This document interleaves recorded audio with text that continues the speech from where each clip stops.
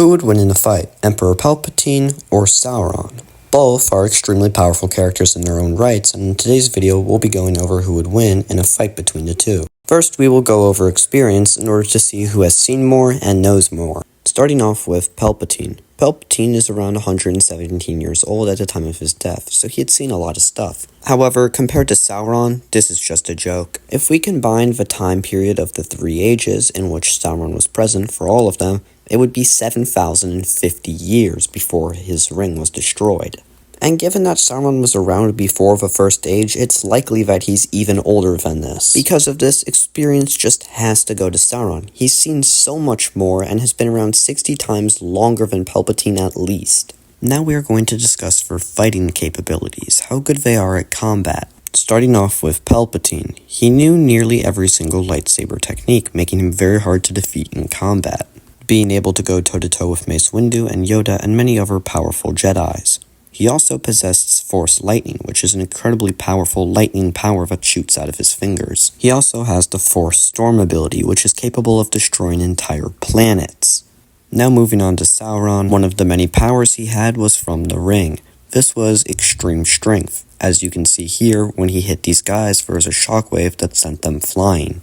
However, Sauron has lost to other characters before, albeit these guys were godly. That doesn't really matter because Sauron is a Maiar. So combat has to go to Palpatine. Now let's talk about their powers, starting off with Sauron. As we talked about earlier, one of Sauron's powers is his strength, as you can see here.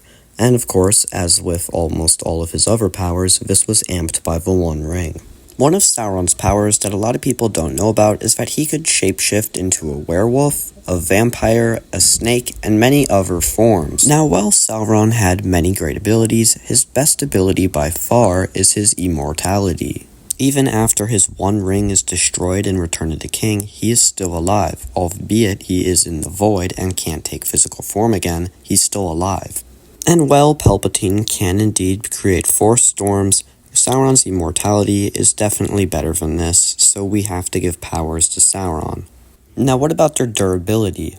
Well, starting off with Sauron, he does have some pretty good armor, and although the sword was able to cut through it, Palpatine is just a man.